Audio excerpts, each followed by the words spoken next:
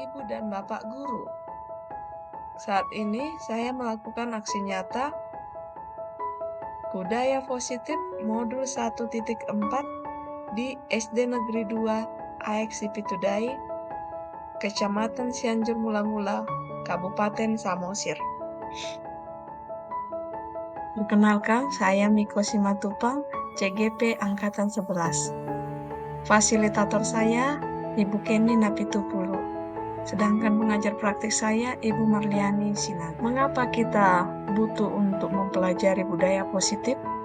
Dikarenakan adanya kebutuhan dasar manusia. Kita mempunyai 5 kebutuhan dasar, yaitu bertahan hidup, kasih sayang dan rasa diterima, penguasaan, kesenangan, dan kebebasan. Yang pertama dari kebutuhan dasar manusia yaitu kebutuhan untuk bertahan hidup. Kebutuhan bertahan hidup atau survival adalah kebutuhan yang bersifat fisiologis untuk bertahan hidup. Misalnya, kesehatan, rumah, makanan. Kebutuhan biologis sebagai bagian dari proses reproduksi, termasuk kebutuhan untuk tetap bertahan hidup.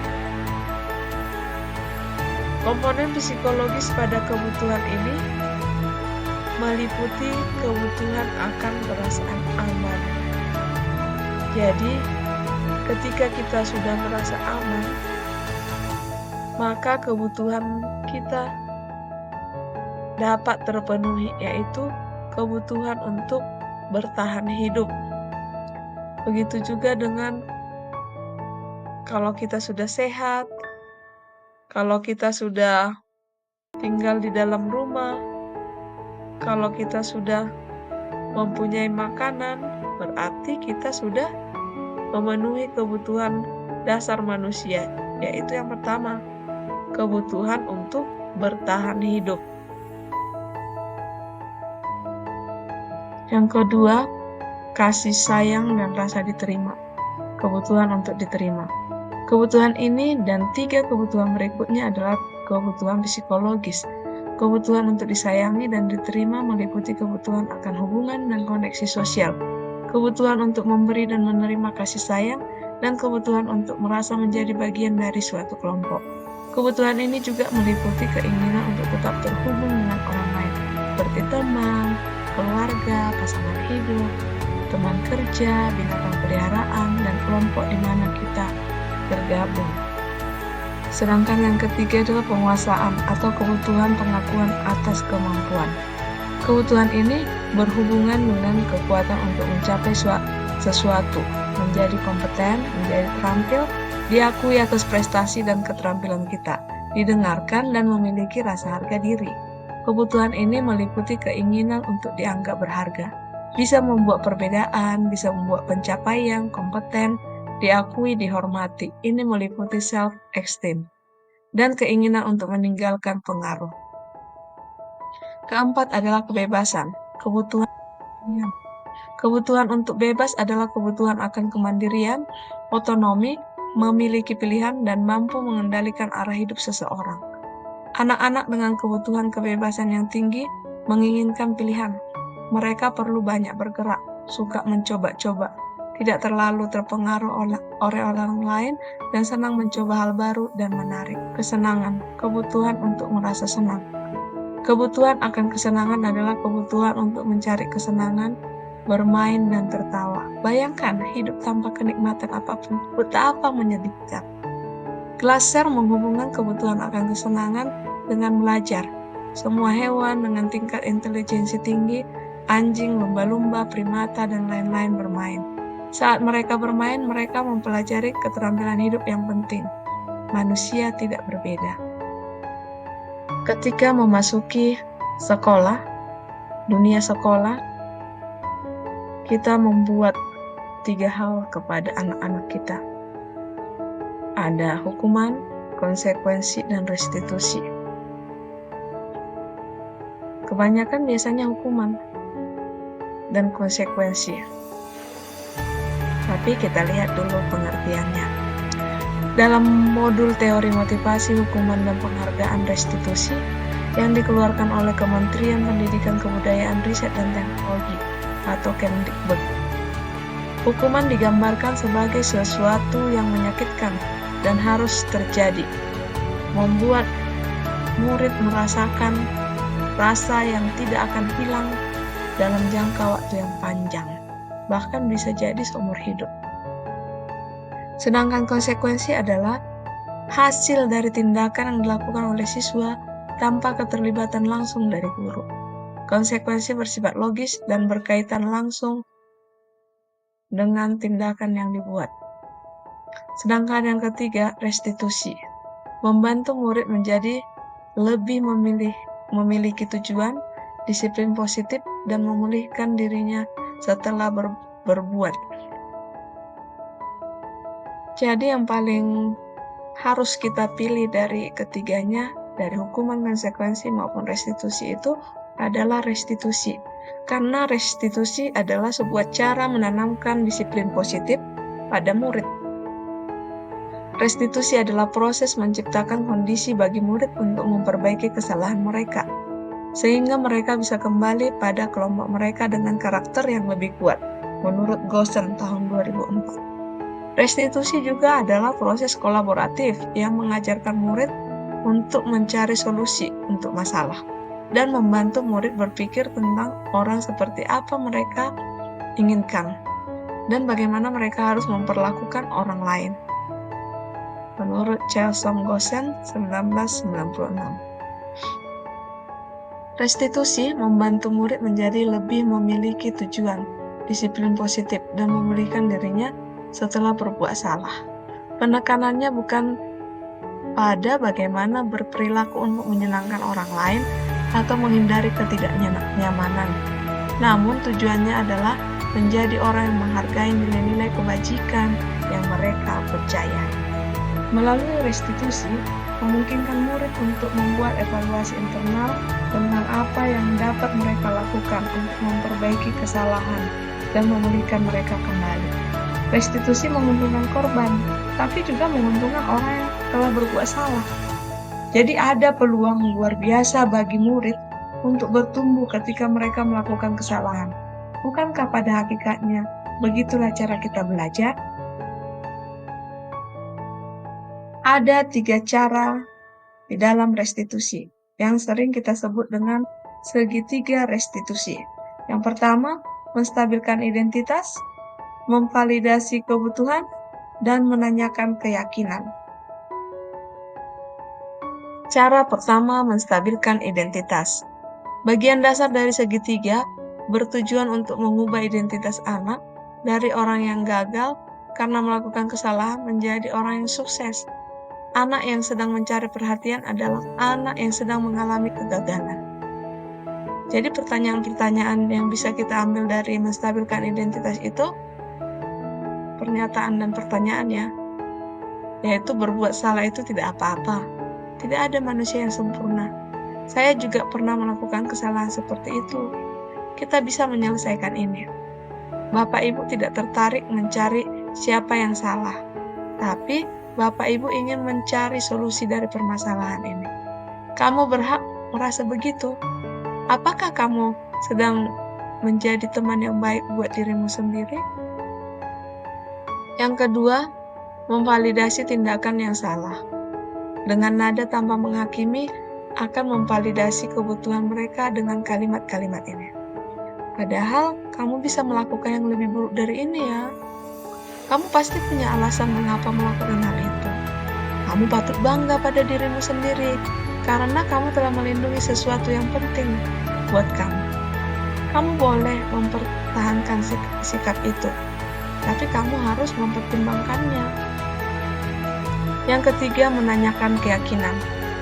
Karena biasanya, seperti di sekolah kami sudah membuat keyakinan kelas di setiap kelas, dan juga sudah membuat keyakinan sekolah. Sekolah itu kami buat dengan berdiskusi dengan guru-guru, orang tua, dan juga siswa. Jadi karena sudah adanya keyakinan itu, Yang ketiga dari proses restitusi adalah menanyakan keyakinan. Pertanyaan-pertanyaan di bawah ini menghubungkan keyakinan anak dengan keyakinan kelas. Apa yang kita percaya sebagai kelas? Apa nilai-nilai umum yang kita telah sepakati? Apa bayangan kita tentang kelas yang ideal? Kamu mau jadi orang yang seperti apa? Demikianlah budaya positif harus kita sebut. Karena di mana ada kemerdekaan, disitulah harus ada disiplin yang kuat. Sungguh pun disiplin itu bersifat self-disiplin, yaitu kita sendiri yang mewajibkan kita dengan sekeras-kerasnya. Tapi itu sama saja, sebab jika kita tidak cakap melakukan self-disiplin, wajiblah penguasa lain mendisiplinkan kita. Dan peraturan demikian itulah harus ada di dalam suasana yang merdeka. Ki Hajar Dewantara, Pemikiran, Konsepsi Keteladanan, Sikap Merdeka, Cetakan kelima 2013. Terima kasih. Saat ini saya akan memberikan aksi nyata yang pertama kepada rekan-rekan saya di SD Negeri 2 AEK Sipitudai Kabupaten Samosir. Terima kasih.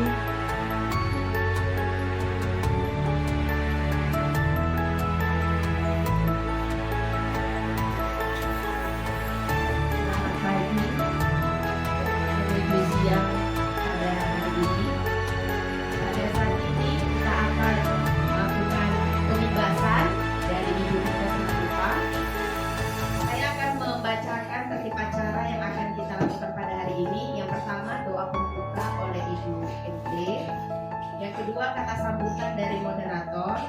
Yang ketiga, kata sambutan dari PKS atau perwakilan kepala sekolah oleh Pak Gajah Buku.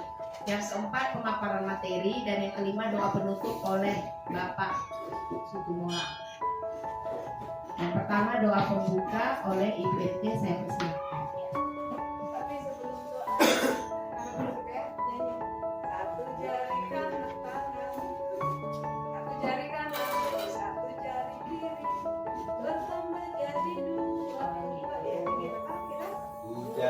Oke, semuanya berdiri.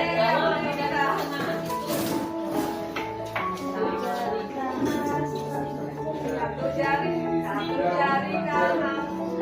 Awalnya tangan ke atas, menggapai bintang. Oke. 1, 2, 3 ya. Tangan ke atas, menggapai bintang. Tangan ke samping, burung yang terbang. Tangan ke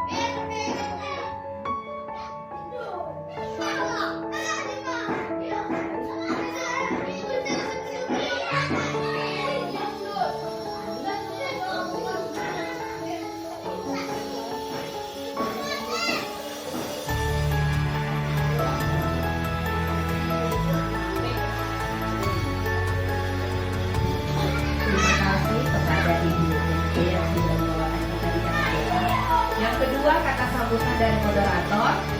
Selamat pagi dan salam ini kita dapat berkumpul di sekolah ini dalam keadaan sehat. Jadi pada pagi hari ini nanti Ibu Miko Simatupang akan menyampaikan atau pengibasan materi budaya positif yang akan disampaikan kepada Bapak dari Ibu guru di tempat ini untuk yang kita akan laksanakan di sekolah kita. Semoga nanti pemaparan materi yang disampaikan Ibu dapat berjalan dengan lancar dan dapat kita lakukan di dalam kehidupan kita di sekolah ini. Mungkin itu saja yang bisa saya sampaikan, lebih dan kurang saya mohon maaf. Terima kasih. Yang ketiga, kata sambutan dari PKS atau perwakilan kepala sekolah Bapak Raja Guguk. Kepada Bapak Raja Guguk saya persilakan. Terima kasih kepada moderator yang telah memberikan kesempatan buat saya untuk melakukan kegiatan penimbasan yang dilaksanakan oleh Ibu Kepala Sekolah dengan judul adalah budaya positif. Jadi arahan ini sebenarnya untuk kita Dewan Guru, apa itu budaya positif sekolah? Kalau budaya positif adalah nilai-nilai keyakinan dan kebiasaan yang berpihak pada anak atau murid agar murid dapat berkembang. Budaya positif merupakan perwujudan nilai-nilai atau keyakinan universal yang diterapkan di sekolah. Budaya positif menjadi keyakinan dan pada akhirnya menjadi karakter atau ciri khas dari sebuah komunitas atau lembaga. Jadi Bapak Ibu nanti diterapkan oleh ini nanti apa itu lebih positif daripada budaya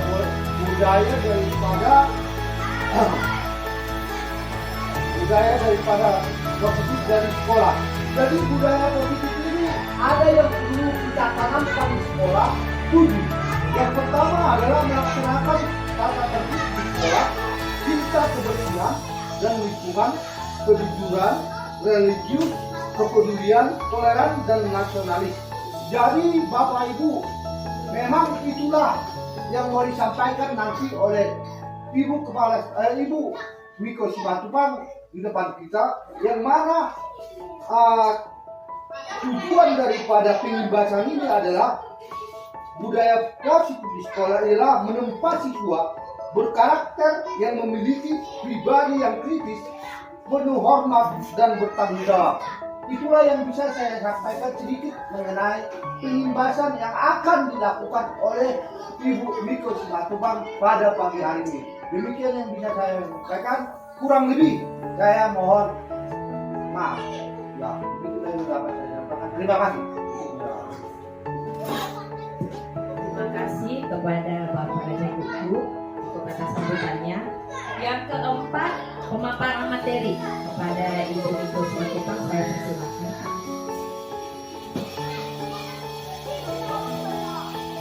Terima kasih kepada Ibu moderator yang sudah memberikan waktu. Saat ini saya akan memaparkan tentang budaya positif. Sebenarnya kita sudah tahu, sudah ada kita 2 kali. Setelah itu kita tepuk lagi. Se, aha, aha, ma, aha, aha, na, aha, aha. Kita gulung tangan kita. Se, baru waktu mangatnya kita lompat. Ya Bapak Ibu bisa saya contohkan terlebih dahulu ya, supaya kita semangat. Tepuk semangat baru. Gaya ya. Didi, du. Gaya ya. Didi, du. Aha, aha, aha, aha, aha, semangat. Ya, seperti itu Bapak Ibu. Oke, terima kasih untuk memulai pembelajarannya. Saya serahkan kepada Ibu Miko Simatupang. terima kasih. Sudah semangat kita Bapak Ibu? Sudah. Jadi kenapa kita harus belajar budaya positif tadi? Karena kita sebagai manusia punya 5 kebutuhan dasar. Kebutuhan dasar yang pertama yaitu bertahan hidup, kedua kasih sayang dan rasa terima kasih, yang ketiga adalah penguasaan, yang keempat adalah kesenangan, yang kelima adalah kebebasan. Yang pertama, kebutuhan bertahan hidup. Jadi semua orang butuh untuk bertahan hidup. Kalau kita bekerja supaya dapat apa? Supaya dapat upah untuk membeli segala sesuatunya. Terus supaya kita punya rumah juga, supaya untuk apa? Untuk tempat berlindung. Apa lagi kebutuhan hidup kita yang paling utama? Pangan, sandang pangan. Iya, sandang pangan. Terus kita juga harus sehat. Itu yang pertama, sehat. Jasmani dan rohani seperti kata Pak Tumorang yang betul. Jadi ternyata bukan kita saja yang memerlukan kebutuhan untuk bertahan hidup itu, anak-anak juga butuh. Mereka juga butuh untuk bertahan hidup. Jadi mereka juga butuh untuk kesehatan, rumah, makanan, kebutuhan biologis lainnya. Seperti itu. Yang kedua adalah kasih sayang dan rasa diterima. Kalau ada musuh kita, contohnya di sekolah kita ini kan, kalau ada musuh kita, tidak enak rasanya kan? Untuk datang ke sekolah. Jadi kita itu harus saling menyayangi. Iya, saling mencintai. Sayang kepada semuanya. Anak-anak juga butuh seperti itu. Saya bacakan kebutuhan ini dan 3 kebutuhan berikutnya adalah kebutuhan psikologis. Kebutuhan untuk disayangi, kelima meliputi kebutuhan akan hubungan dan koneksi sosial. Kebutuhan untuk memberi dan menerima kasih sayang, dan kebutuhan untuk merasa menjadi bagian dari suatu kelompok. Kebutuhan ini juga meliputi keinginan untuk tetap terhubung dengan orang lain seperti teman, keluarga, pasangan hidup, teman kerja, binatang peliharaan, dan kelompok di mana kita tergabung. Anak-anak itu butuh seperti itu. Terkadang mereka juga apa? Terkadang mereka juga saling marah-marahan. Kenapa mereka marah-marahan? Karena mereka merasa kurang diterima. Itu sebagai contoh. Kemudian mereka juga saling apa? Saling bersemangat datang ke sekolah. Kenapa mereka bersemangat datang ke sekolah? Seperti saya dulu kan, ada kawan saya masih kecil, kita kelas mulai dari kelas 1, ada kawannya laki-laki 2. Tiap pagi katanya, Niko katanya, tiap pagi. Tapi setelah agak besar di SMP sudah mulai malu ya, sudah kayak ini lagi. Tapi itulah, kita butuh untuk rasa diterima, butuh kasih sayang. Kemudian penguasaan, kebutuhan pengakuan atas kemampuan. Ini juga mungkin nanti seorang anak, siapa yang pernah berkelahi? Berkelahi dia dengan temannya. Kenapa dia mau berkelahi? Karena dia bilang menendang saya, katanya seperti itu. Ternyata yang ini dia butuh juga apa? Marah-marahan karena mereka merasa kurang diterima. Itu sebagai contoh. Kemudian mereka juga saling apa? Saling bersemangat datang ke sekolah. Kenapa mereka bersemangat datang ke sekolah? Seperti saya dulu kan, ada kawan saya masih kecil, kita kelas mulai dari kelas 1, ada kawannya laki-laki 2. Tiap pagi katanya, Niko katanya, tiap pagi. Tapi setelah agak besar di SMP sudah mulai malu ya, sudah kayak ini lagi. Tapi itulah, kita butuh untuk rasa diterima, butuh kasih sayang. Kemudian penguasaan, kebutuhan pengakuan atas kemampuan. Ini juga mungkin nanti seorang anak, siapa yang pernah berkelahi murid kita yang kemarin berkelahi dia kenapa berkelahi? Karena dia duluan Bu menendang saya, katanya seperti itu. Ternyata yang ini dia butuh juga apa? Pengakuan atas kemampuan, tapi ternyata itu adalah salah satu contoh yang salah. Jadi penguasaan itu kebutuhan pengakuan atas kemampuan. Jadi kebutuhan ini berhubungan dengan kekuatan untuk mencapai sesuatu, menjadi kompeten, menjadi terampil, diakui atas prestasi dan keterampilan kita, dikenalkan dan memiliki rasa harga diri. Kebutuhan ini meliputi keinginan untuk dianggap berharga, bisa membuat perbedaan, bisa membuat pencapaian yang benar, diakui, dihormati. Ini meliputi self esteem dan kebutuhan untuk meninggalkan pengaruh. Kemudian adalah kebebasan. Kebutuhan akan pilihan. Kebutuhan untuk bebas adalah kebutuhan akan kemandirian, otonomi, memiliki pilihan, dan mampu mengendalikan arah hidup seseorang. Anak-anak dengan kebutuhan kebebasan yang tinggi menginginkan pilihan. Mereka perlu banyak bergerak, suka mencoba-coba, tidak terlalu terpengaruh orang lain, dan senang mencoba hal baru dan menarik. Saat ini saya minta Pak Paskan ke depan Pak. Ayo bentar Pak.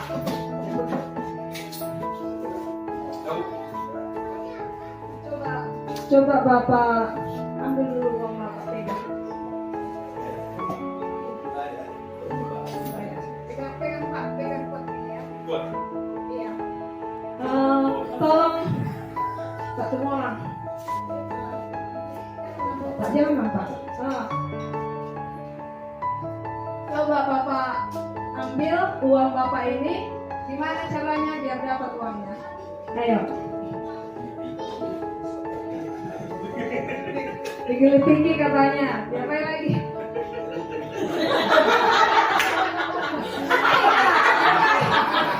Dibujuk katanya. Dibujuk.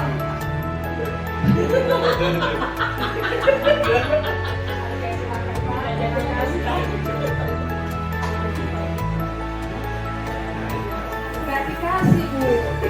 Iya. Bapak itu tetap mempertahankan miliknya seperti itu juga kita. Dengan kebutuhan kita yang kita tadi, kita pasti pertahankan. Tapi itu memang kebutuhan dasar kita. Jadi kita nggak mau orang mengambil. Coba kalau tiba-tiba orang mengambil dipukul kita, gimana? Kita pasti marah. Terus diambil hak kita pasti marah. Jadi seperti itu. Kenapa harus ada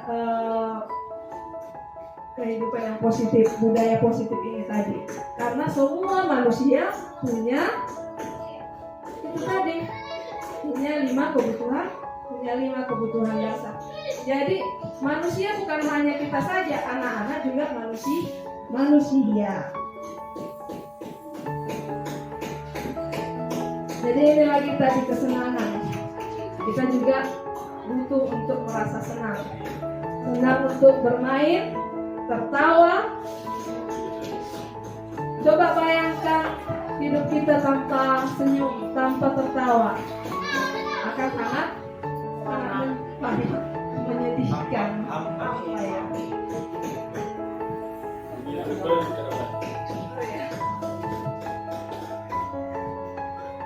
Jadi saat bermain, mereka mempelajari keterampilan hidup yang penting. Manusia tidak berbeda, semua kita sama. Murid, karena murid adalah manusia juga seperti kita juga. Gimana kita memperlakukan diri kita nantinya, seperti itu juga kita memperlakukan semua murid kita. Dikatakan di dalam filosofi pendidikan oleh Ki Hajar Dewantara bahwasanya guru harus menambah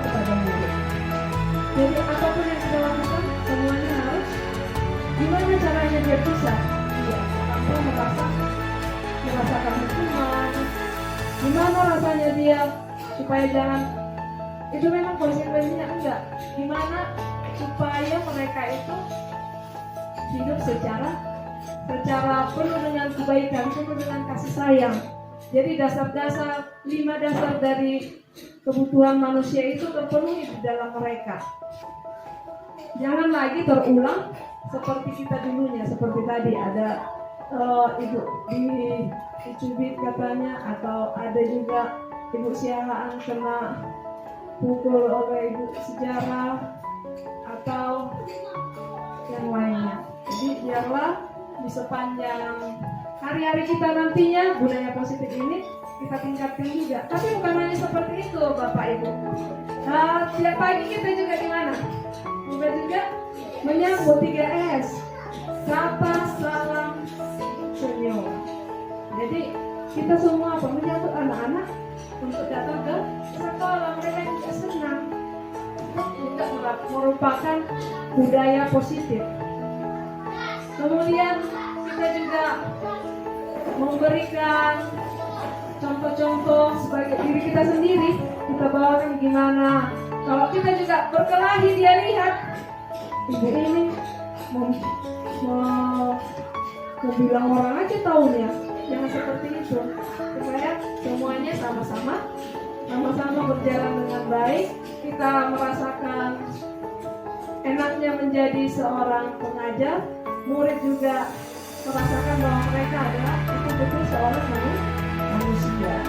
Jadi itulah dulu pertemuan pada hari ini. Terima kasih buat Bapak Ibu yang sudah mau mengikuti, dan biarlah kita melaksanakannya di dalam keseharian kita masing-masing. Tuhan memberkati.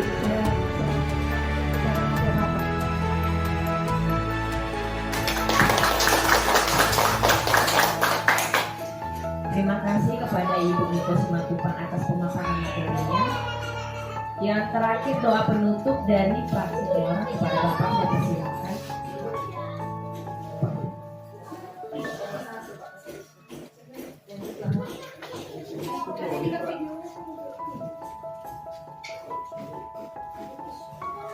Mari kita satukan hati kita.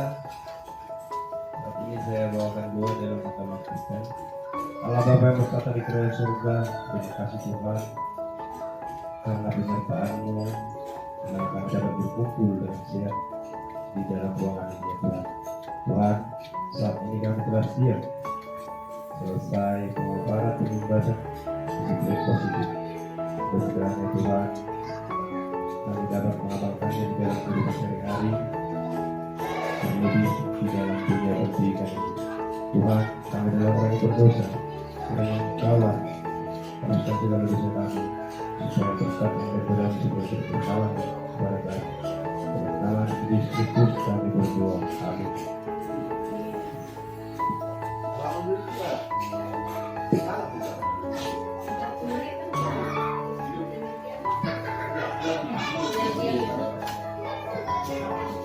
Demikianlah pemaparan materi dari Ibu Miko Simatupang, kiranya dapat kita laksanakan di dalam kehidupan kita di sekolah ini. Terima kasih. Terima kasih.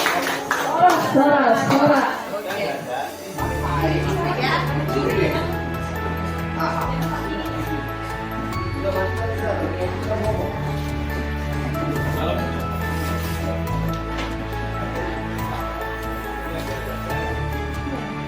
Apa yang salah dengan kamu buat? Apa nggak perbuatan? Apa yang salah dengan kamu buat?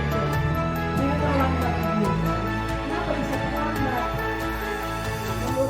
Kenapa bisa salah terlambat itu? Karena salah satu dari kesepakatan kelas tidak boleh terlambat datang ke sekolah. Jadi apa yang harus kamu lakukan? Nantinya saya tidak akan menonton lagi lama-lama, dan saya akan cepatnya bangun, cepat datang ke sekolah, seperti itu. Itu adalah salah satu contoh dari restitusi. Kemudian, kenapa kita harus belajar restitusi itu? Dikatakan karena Karena restitusi itu adalah sebuah cara menanamkan disiplin positif pada murid. Terkadang kan kita pikir karena kita hukum, kita kasih dia hukuman, berarti dia sudah apa? Sudah nggak mau lagi melakukan hal-hal tersebut. Tapi ternyata kadang diulang ya kan? Coba kita lihat pengalaman kita masing-masing. Jadi restitusi itu adalah proses menciptakan kondisi bagi murid untuk memperbaiki kesalahan mereka, sehingga mereka bisa kembali pada kelompok mereka dengan karakter yang lebih kuat. Itu menurut Dawson. Jadi restitusi juga adalah proses kolaboratif yang mengajarkan murid untuk mencari solusi untuk masalah dan membantu murid berpikir tentang orang seperti apa yang mereka inginkan dan bagaimana mereka harus memperlakukan orang lain. Jadi sebelum kita melakukan kepada anak tersebut, kita tidak melihat gimana kalau kita melakukan orang itu kepada diri kita. Ini tadi restitusi membantu murid menjadi lebih memiliki tujuan, disiplin positif, dan memulihkan dirinya setelah berbuat salah. Penekanannya bukanlah pada bagaimana berperilaku untuk menyenangkan orang lain atau menghindari ketidaknyamanan, namun tujuannya adalah menjadi orang yang menghargai nilai-nilai kebajikan yang mereka percayai. Sebenarnya sulit juga kan, karena kita kadang memang emosi. Pagi-pagi melihat mereka datang nggak mandi, bau, ternyata nggak boleh juga kita harus menjas mereka. Jadi melalui restitusi memungkinkan murid untuk membuat evaluasi internal. Restitusi itu menguntungkan korban, tetapi juga menguntungkan orang yang telah berbuat salah. Jadi sama-sama diuntungkan, tidak ada yang dirugikan. Itu untuk restitusi. Sedangkan untuk hukuman, mereka jadi apa? Akhirnya mereka ingat terus.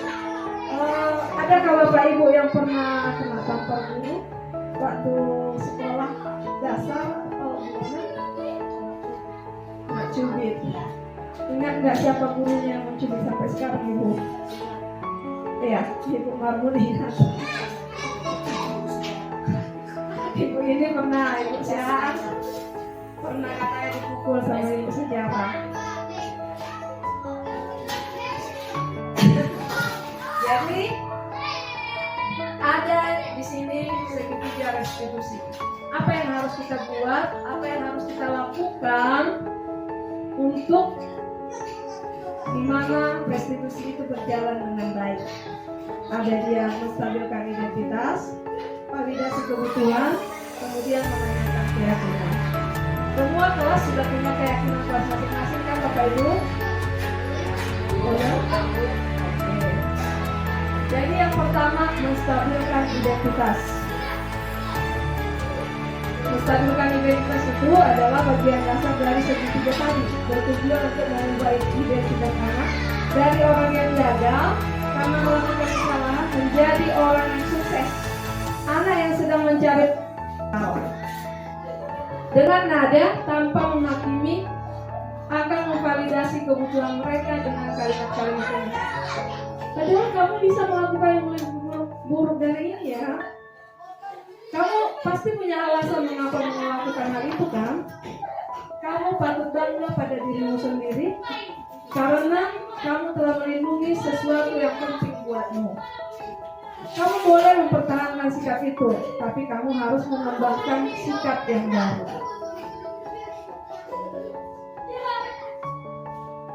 Kemudian kita menanyakan keyakinan, karena kita semuanya sudah punya keyakinan kelas masing-masing.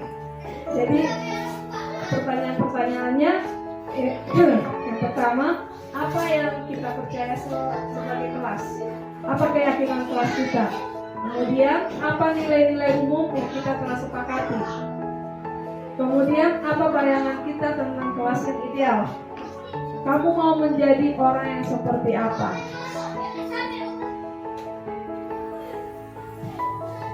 Jadi itulah untuk saat ini. Terus ada pertanyaan. Pokoknya seperti ini. Ada anak kita,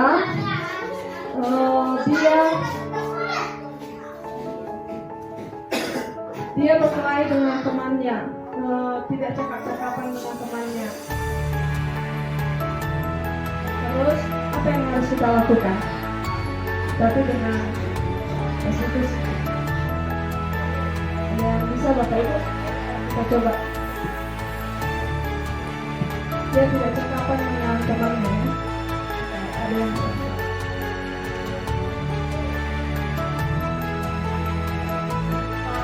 ada yang betul.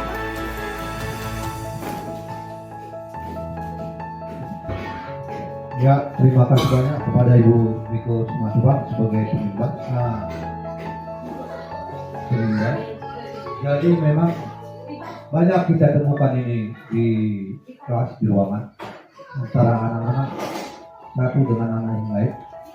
Tetapi memang perlu kita ketahui akar permasalahan. Tapi bukan itu tujuan utama. Seperti yang tadi yang telah kita yang Ibu terapkan. Tapi di tujuan utama supaya jangan terulang itu perilaku itu dengan mendamaikan dan juga menanamkan sikap daripada saling menghormati, saling menghargai, kita tanamkan itu anak-anak dulu kita. Itulah yang paling utama. Jadi kalau ini bisa kita tanamkan, yaitu sikap persaudaraan itu kepada anak-anak kita, anak-anak kita juga akan berkembang. Kepeduliannya, persaudaraannya juga akan, toleransinya juga akan berkembang. Demikian yang saya sampaikan. Terima kasih Ibu Pak Raja Gugup. Kita dulu untuk Pak Raja Gugup. Baik, masih ada Bapak Ibu?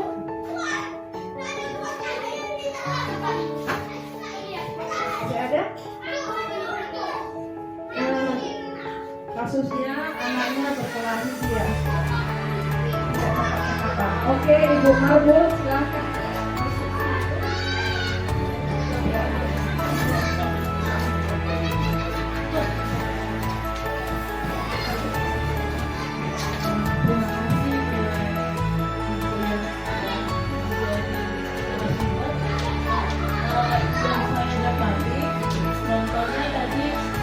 Ada anak yang merentang. Nah, di kasus ini yang saya lakukan yang pertama sekali, saya tidak ada memojokkan yang salah atau yang benar. Tapi yang saya lakukan, gak apa-apa kok seperti itu. Dulu Miss juga pernah melakukan hal yang sama. Tapi di samping itu, saya juga tidak memojokkan yang yang mencubit dan dicubit gitu, korban atau pelaku gitu kan, biar tidak ada rasa di sini pilih-pilih kasih cuma sama si A dia, kalau sama aku dia enggak. Jadi apa yang salah dengan yang kamu buat? Apakah perbuatan apa yang salah yang dengan kamu buat itu? Saya terlambat Ibu. Kenapa bisa terlambat? Menurut kenapa bisa salah terlambat itu? Karena salah satu dari kesepakatan kelas tidak boleh terlambat datang ke sekolah. Jadi apa yang harus kamu lakukan? Nantinya saya tidak akan menonton lagi lama-lama dan saya akan cepat-cepatnya bangun kepada datang ke sekolah seperti itu. Itu adalah salah satu contoh dari restitusi. Kemudian kenapa kita harus belajar restitusi itu? Dikatakan karena restitusi itu adalah sebuah cara menanamkan disiplin positif pada murid. Terkadang kan kita pikir karena kita hukum, kita kasih dia hukuman, berarti dia sudah apa? Sudah nggak mau lagi melakukan hal-hal tersebut. Tapi ternyata kadang diulang ya kan? Coba kita lihat pengalaman kita masing-masing. Jadi restitusi itu adalah proses menciptakan kondisi bagi murid untuk memperbaiki kesalahan mereka, sehingga mereka bisa kembali pada kelompok mereka dengan karakter yang lebih kuat itu menurut dosen. Jadi restitusi juga adalah proses kolaboratif yang mengajarkan murid untuk mencari solusi untuk masalah dan membantu murid berpikir tentang orang seperti apa yang mereka inginkan dan bagaimana mereka harus memperlakukan orang lain. Jadi sebelum kita melakukan kepada anak tersebut, kita juga melihat gimana kalau kita dilakukan orang itu kepada diri kita. Ini tadi restitusi membantu murid menjadi lebih memiliki tujuan, disiplin positif, dan memulihkan dirinya setelah berbuat salah. Penekanannya bukanlah pada bagaimana berperilaku untuk menyenangkan orang lain atau menghindari ketidaknyamanan, namun tujuannya adalah menjadi orang yang menghargai nilai-nilai kebajikan yang mereka percayai. Sebenarnya sulit juga kan, karena kita kadang memang emosi. Pagi-pagi melihat mereka datang nggak mandi, bau, ternyata nggak boleh juga, kita harus menjas mereka. Jadi melalui restitusi memungkinkan murid untuk membuat evaluasi internal. Restitusi itu menguntungkan korban, tetapi juga menguntungkan orang yang telah berbuat salah. Jadi sama-sama diuntungkan, tidak ada yang dirugikan. Itu untuk restitusi. Sedangkan untuk hukuman, mereka jadi apa? Akhirnya mereka ingat terus. Adakah Bapak Ibu yang pernah kena tampar ini waktu sekolah dasar atau nggak cubit? Ingat nggak siapa gurunya yang cubit sampai sekarang Ibu? Ya, itu kamu ingat. Ibu ini pernah ikut sehat, pernah katanya dipukul sama ibu sejarah. Jadi ada di sini segitiga restitusi. Apa yang harus kita buat, apa yang harus kita lakukan untuk dimana restitusi itu berjalan dengan baik. Ada dia menstabilkan identitas, validasi kebutuhan, kemudian menanyakan keyakinan. Semua kelas sudah punya keyakinan kelas masing-masing kan Bapak Ibu? Ya, Bu. Oke. Jadi yang pertama menstabilkan identitas. Menstabilkan identitas itu adalah bagian dasar dari segitiga tadi, bertujuan untuk mengubah identitas anak dari orang yang gagal karena melakukan kesalahan menjadi orang yang sukses. Anak yang sedang mencari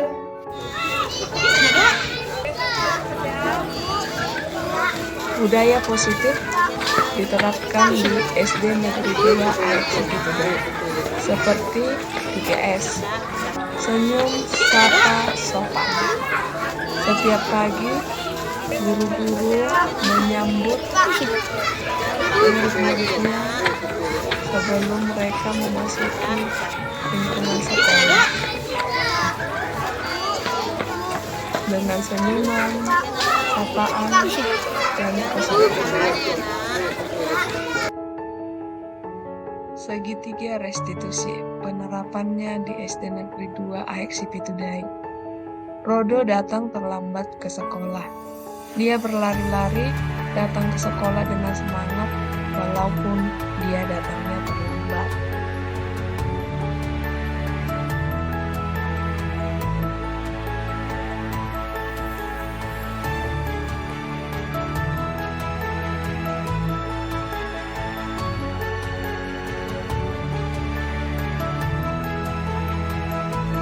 Percakapan dengan guru.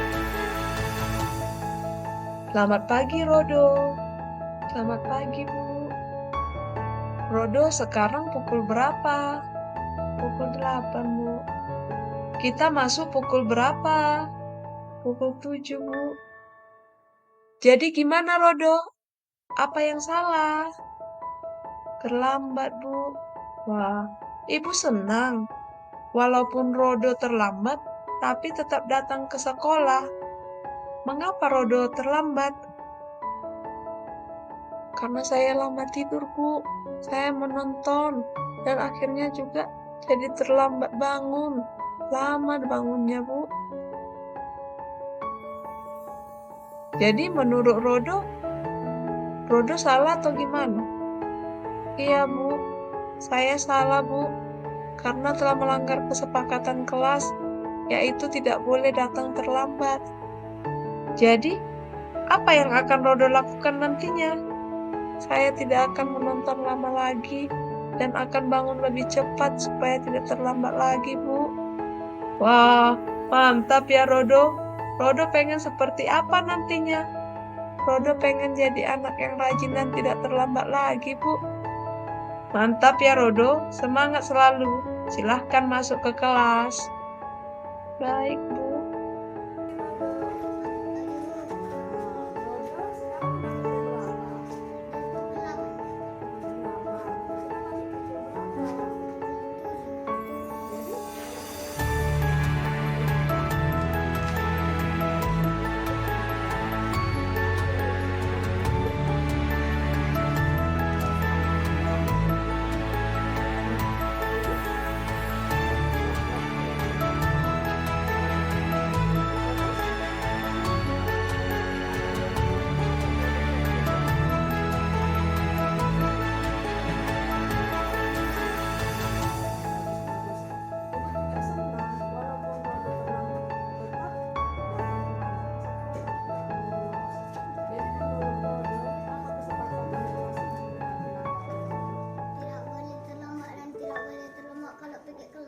Oke, jadi nantinya Rodo mau jadi anak yang seperti apa? Anak yang pintar sama anak yang baik kepada orang tua. Iya, anak yang baik kepada semua orang lah ya. Oke, jadi ya bagus ya. Ntar nanti jangan diulang lagi ya. Datang ke sekolah tepat waktu. Oke, silakan masuk. Kasus yang kedua, Olip bermusuhan dengan temannya.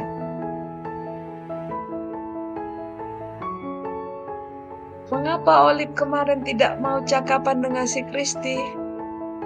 Soalnya saya diajak sama si Roma, Bu. Kalau saya berkawan sama si Kristi nanti, saya nggak dikawani si Roma lagi. Oh ya, kasihan dong Kristi tidak ada temannya Olip. Iya, Bu, saya mulai sadar. Akhirnya saya nanti akan memberikan penjelasan kepada Roma bahwasanya kami telah melanggar kesepakatan kelas. Apa kesepakatan kelas yang sudah Olip langgar? Tidak boleh membuli teman, Bu. Oh ya? Jadi kedepannya gimana, Lip? Saya akan jadi anak yang baik dan tidak mau lagi membuli teman, Bu. Oke, tetap semangat ya Olip. Silakan kembali lagi ke kelasmu. Baik, Bu. Terima kasih.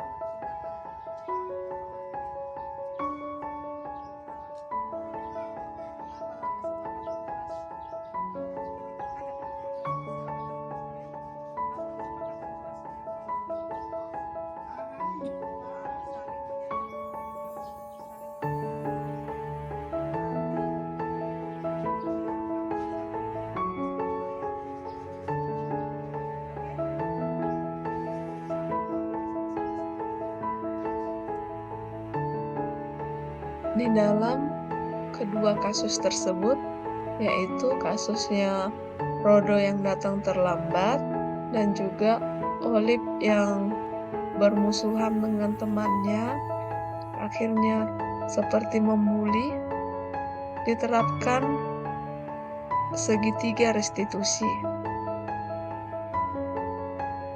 yaitu menstabilkan identitas.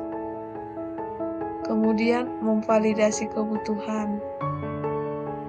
Seperti kamu tentu punya alasan mengapa melakukan hal tersebut. Adakah cara yang lebih efektif untuk mendapatkan apa yang kamu butuhkan?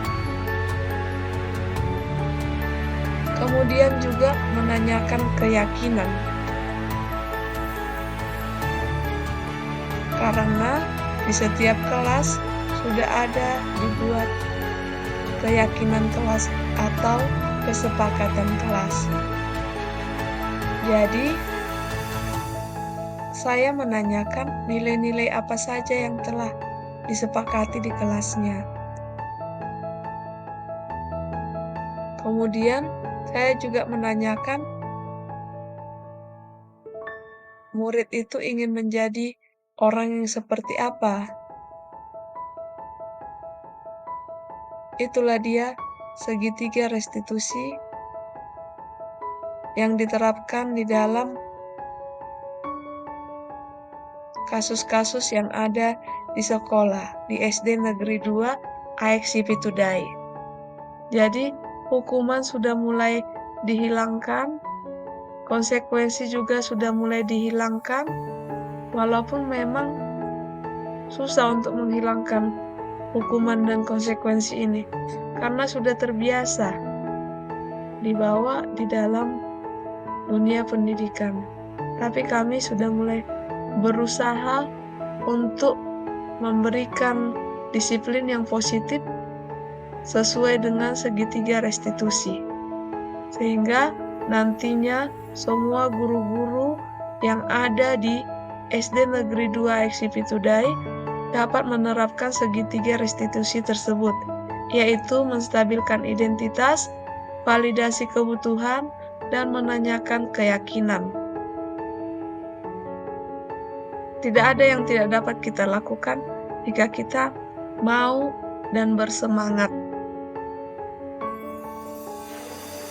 Biarlah budaya positif yang ada di SD Negeri 2 AXI Pitudai nantinya dapat membawa perubahan di dalam kehidupan anak-anak didik, sehingga mereka bisa menjadi seorang yang sukses nantinya, tidak lagi menjadi seorang yang gagal.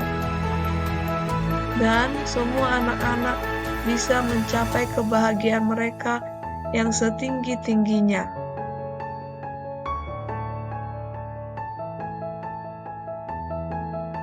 Demikianlah pengembasan dan aksi nyata yang sudah saya lakukan di SD Negeri 2 AXI Pitudai. Semoga dengan pengembasan ini, guru-guru yang ada di SD Negeri 2 AXI Pitudai dapat menerapkan budaya positif di lingkungan sekolah. Dan juga anak-anak didik juga dapat merasakan bahwasannya rumah kedua mereka adalah sekolah SD Negeri 2 AXI Pitudai.